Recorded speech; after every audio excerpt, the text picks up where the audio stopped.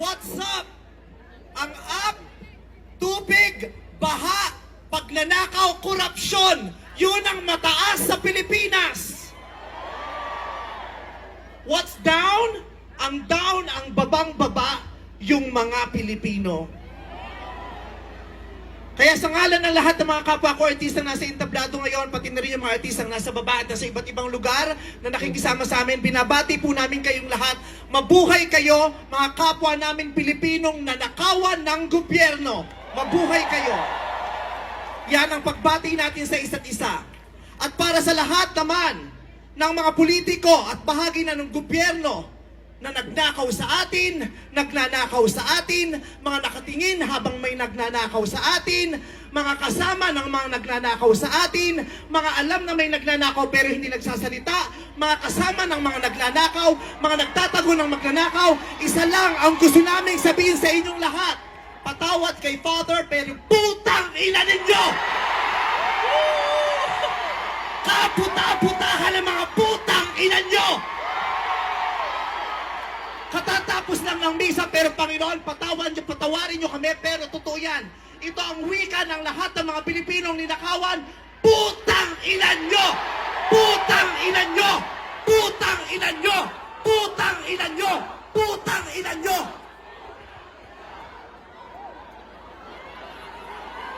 Putang ina nyo! Tapos na ang panahon ng mga mababait at ng mga resilient. Ang mga mababait, ginago. Ang mga resilient, tinarantado.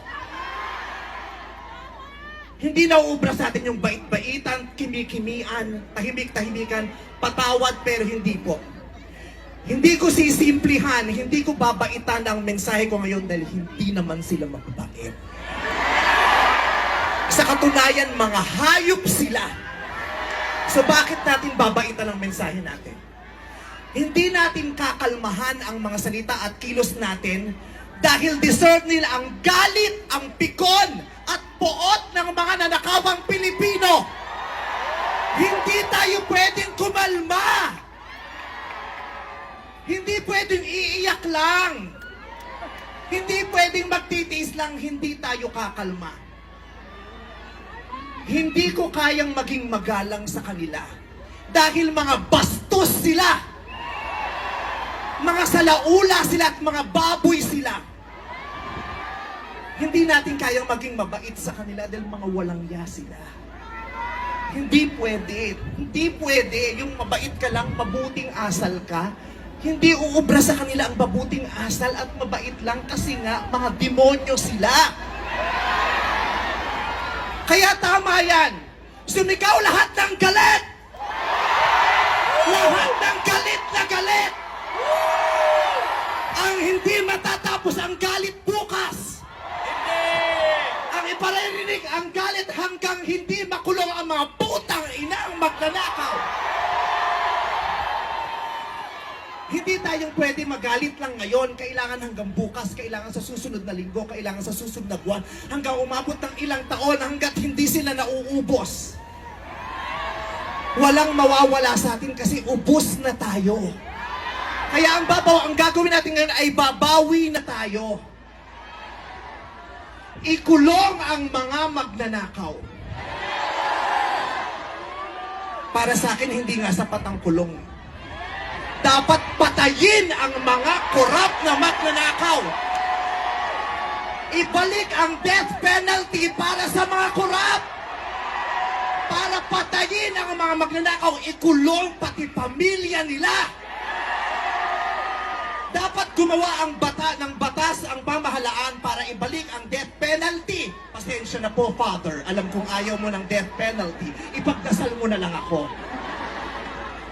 Ibalik ang death penalty para sa magnanakaw. Dahil ang magnanakaw, ang corrupt na public official, hindi ko natatawag na public official, ang corrupt na politiko ay higit pa sa mamamatay tao.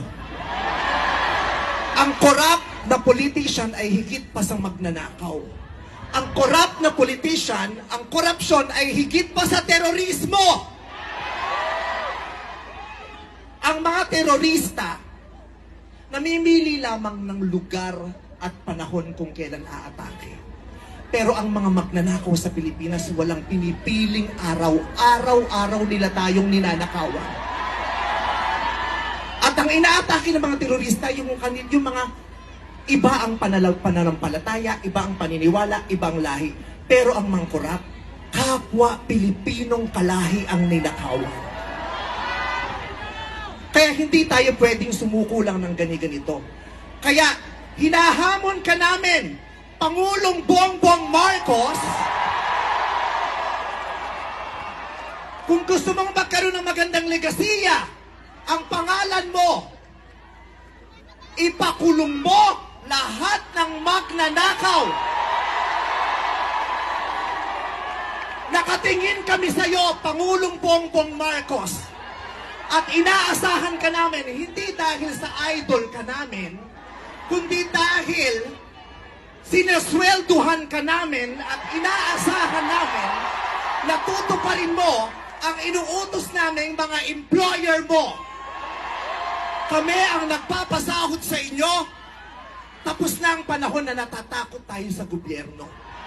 Takutin natin ang gobyerno dahil ang kapangyarihan nasa sa atin, wala sa kanila. Nakatingin kami sa inyo. Ipakulong lahat ipakulong. Bawiin ang mga ari-arian. Bawiin ang mga ari-arian. Pati atay, i-donate. Ibigay ang atay. Pati mata, i-donate. Walang ititira kasi nga, hindi tayo pwedeng maawa dahil mga putang ina nila. Maraming salamat sa inyong lahat. Sasamahan namin kayo hanggang mamaya. Isa pa, putang ina nyo!